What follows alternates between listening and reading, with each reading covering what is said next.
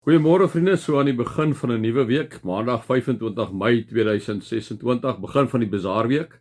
Ek wil vir julle vra, soos ek nou al die paar dae tevore ook gevra het, julle wil betrokke raak, vriende, raak betrokke. Julle is baie welkom. Bel vir Karika, bel vir my. Daag sommer net daar op in die oggend tussen 9 en 2 uur. Hulle almal is daar by die kerkkantoor. As julle graag wit olifante skenk wat daar in julle garage rond staan, kom en gooi dit af daar by ons, kom laai dit af by ons daar, reël met Karika tyd, wat vir hulle almal sal pas. Karika, hulle gaan deur 'n moeilike tyd op hierdie stadium. Vriende, so met hulle pa, baie siek is, so neem dit ook maar net in ag in hierdie tyd asseblief.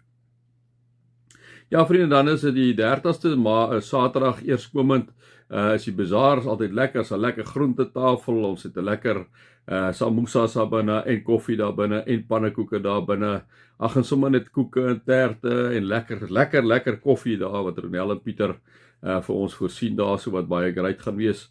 So ek nooi julle almal uit na 'n dag toe, wat regtig 'n wonderlike dag is, om sommer net so saam te kan wees en te ontspan. Kom ons raak so vir 'n wyle stil in die teenwoordigheid van die Here.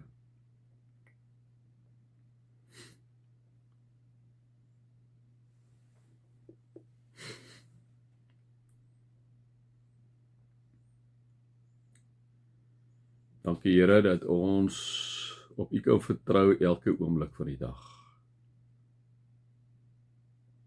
Dat ons kan weet, Here, dat ons nie eens ons oë hoef op te slaan nie, maar dat ons kan weet by ons, in ons, om ons, o Heilige Gees is U teenwoordig. En dankie o Vader, o Jesus Christus, o Gees van die lewende God, die enige God, Vader, Seun en Gees, dat U die heeltyd by ons is. Amen. Vriende, mag daar vir julle genade en vrede en oorvloed wees, omdat julle God ken, Jesus ken en die Heilige Gees ken. Vriende, ons is in Hebreërs, soos ek sê, ek moet nou maar elke keer vir julle sê, want julle weet nou mos wat gebeur, baie keer is dit so dat mense 'n stukkie mis, en dan skakel jy nou weer in en so aan. Ons sê elke keer vir mekaar, die Hebreërs skrywer weet presies wie die Hebreërs skrywer geskrywe nie. Vriende, ons sê, wie is dit geskryf? Hebreërs, die naam Hebreërs dui daarop dat dit hoofsaaklik Joodse Christene was, wat uit die Judaïsme tot geloof in Jesus gekom het. Hulle het die Ou Testament baie goed geken, die tempeldiens en die offers goed verstaan. So, julle kan nou dink, vriende, hulle is baie aan die wet gebonde gewees, né? So hulle het nou begin om Jesus Christus te aanvaar. Hy is die weg, die waarheid en lewe. Hy kom nie meer deur God by die wet nie, maar deur Jesus Christus. Soos vir hulle swaar nog om amper al daai oorgange te maak. Intussentyd sien ons, vriende, was die hele boek geskrywe om mense te waarsku om nie van Christus al weg te draai nie. Want dit is baie maklik om terug te gaan na wat jy ken toe, né?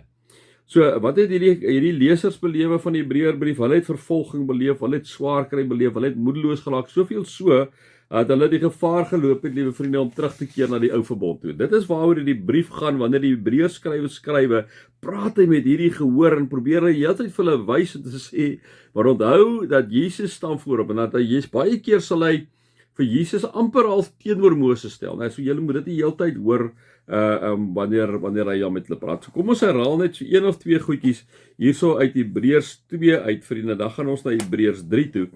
Hy sê hierso, aangesien hierdie kinders mense van vlees en bloed is, het hy ook net soos hulle mens geword, né? So Jesus het mens geword.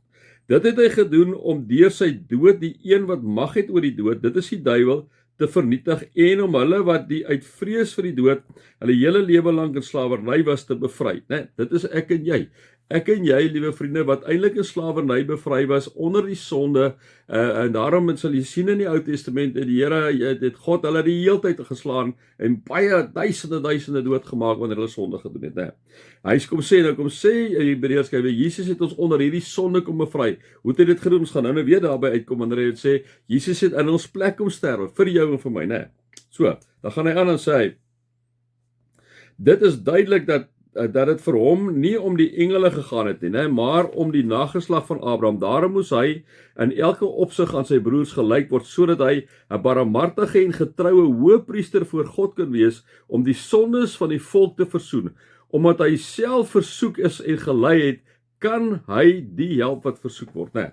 En dan gaan hy aan in Hebreërs 3 wat ek hom sê, daarom broers wat vir die Here afgesonder is en deelgenote is van die hemelse roeping, moet julle noukeurig let op Jesus, die apostel en die hoëpriester van die geloof wat ons bely. Hy's getrou aan God wat hom aangestel het soos wat Moses ook getrou was in die hele huis van God. Maar Jesus is groter eerlikheid waardig geag as Moses, né?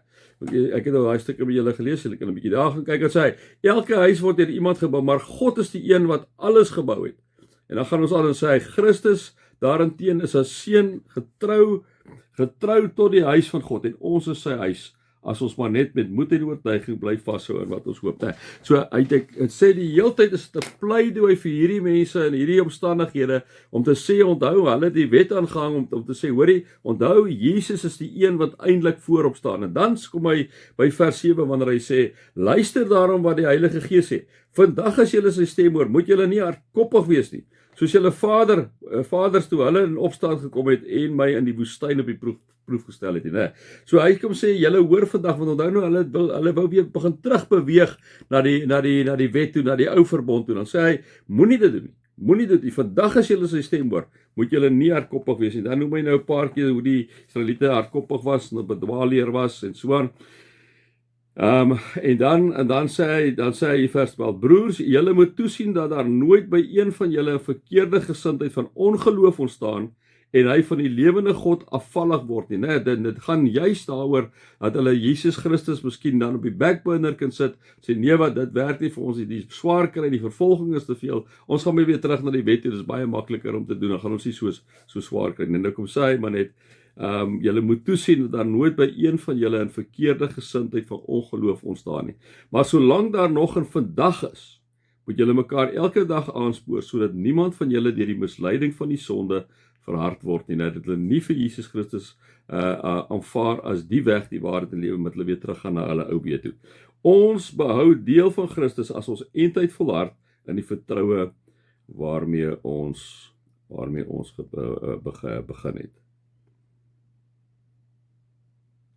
En dan sluit hy maar net af, vriende. Ons sien dus dat hulle as gevolg van hulle ongeloof nie in die rus gegaan het nie. Dis wat hy praat by die Israeliete in die woestyn, wat nie gehoorsaam gewees het aan God nie, en op die ouene 40 dae in die woestyn gewees het, né, en nie ingegaan het in die beloofde land in die rus nie. Nou kom sê, ons sien dus dat hulle as gevolg van hulle ongeloof, nou kom doen hy dieselfde met die mense, hier in die Hebreërs se gehoor, om te sê, moenie maak dat julle nie in Jesus glo nie, dit maak dat julle nie in die rus kan ingaan nie, soos wat die Israeliete van ouds, toe hulle in die woestyn was, nie wou luister na God nie, nie wou gehoorsaam wees aan God nie, hulle nie in die beloofde land ingegaan het, maar 40 jaar in die woestyn gewees het.